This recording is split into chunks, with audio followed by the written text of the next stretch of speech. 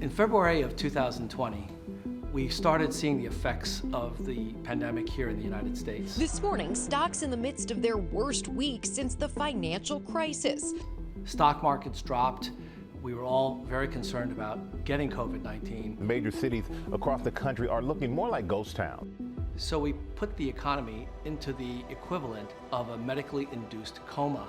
Illinois and Ohio closing all bars and restaurants beginning tonight, which saved a tremendous number of lives, but at the cost of a significant amount of lost income. We basically shut down the economy for a period of time, and it's still not fully recovered. How is it the case that the stock market has actually done so well in 2020 and looking very strong in 2021?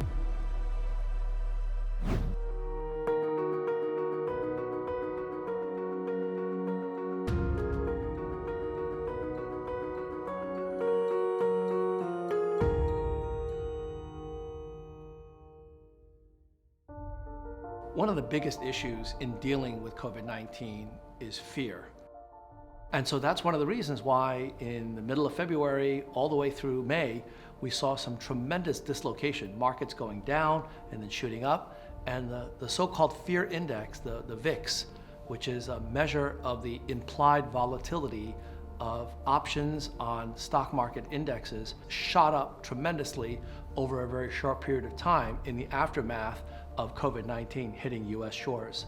We did put the economy into the economic equivalent of this medically induced coma, and so the loss in terms of GDP has been tremendous. At the same time, the stock market has actually done quite well. And many people are wondering about that. Well, the answer has to do with the fact that there's a pretty big difference between a financial crisis and a public health crisis.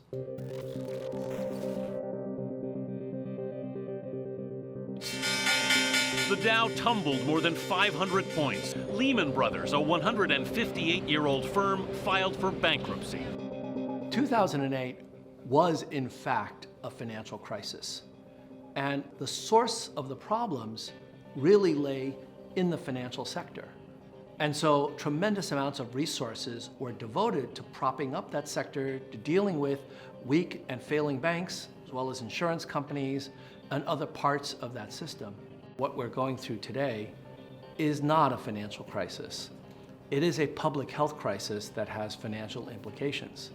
The loss of trust and confidence in the financial system is not nearly as much of an issue today as it was in 2008.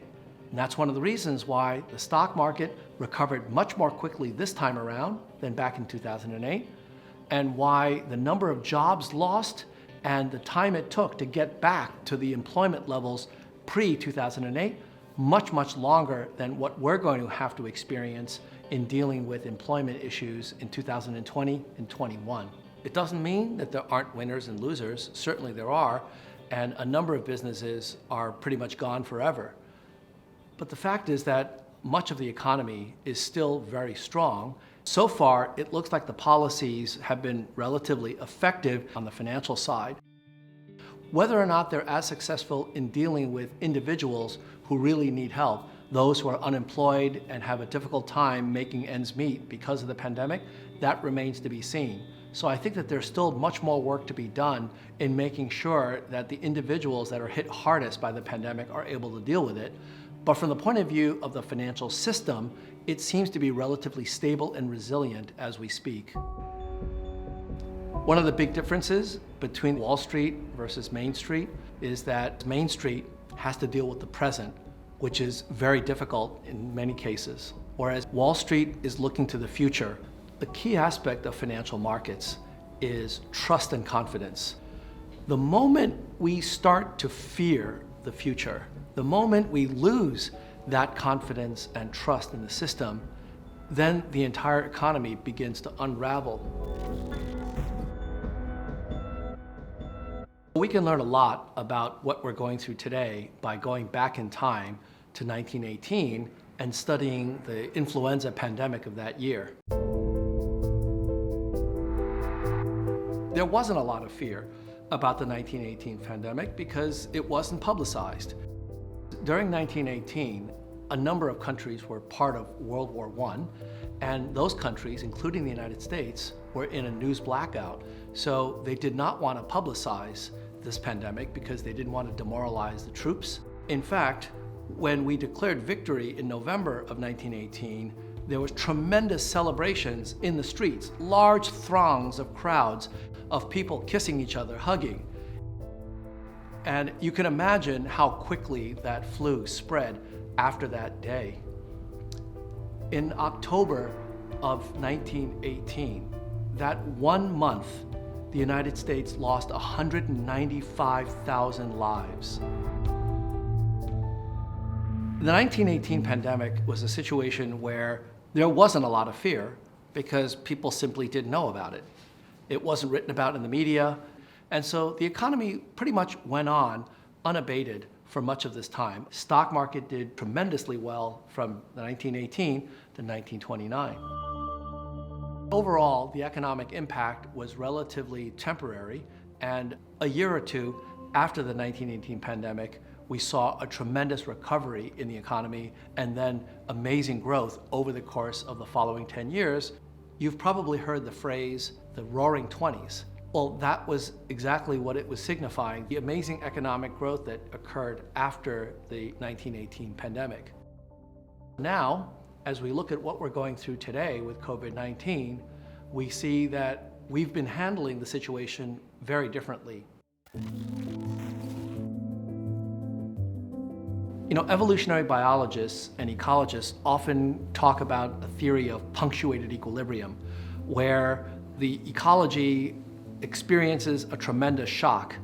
An asteroid hits the Earth, kicks up a cloud of dust, blocks the sunlight, eliminates the food sources of a number of species, and over the course of a very short period of time in evolutionary timescales, mass extinctions. But after those periods of extinction, you have the emergence of a whole new set of species, what's called adaptive radiation, and we're seeing the same thing today. COVID-19 has undoubtedly destroyed a large number of businesses. You can already see the impact here in Times Square, eerily empty. We have now been tested in the fire. We know various different weaknesses of all of the businesses that have been operating during this time. And so that means that we understand now how to deal with some of those weaknesses and build a much more robust and resilient economy. The weak have been weeded out, the strong will continue to grow and succeed. And the old phrase, whatever doesn't kill you makes you stronger, I think applies in spades to the economy in the aftermath of this pandemic. So I believe that the decade following COVID-19 will probably be one of very, very strong growth and innovation, adaptive radiation of all sorts of new economic species. However, there is a bit of a warning that one should take heed of, and that is that as that economy grows in this new golden age, we're going to be in the process of planting the seeds of the next financial crisis. Anytime you combine free will with capitalistic systems, you are going to get financial crises. We may not be able to prevent the next crisis, but we can certainly understand what conditions will lead to it. We can put out warning signs, and we protect the parts of the population that are going to be most vulnerable to its consequences. Those things we can do if we learn from the past.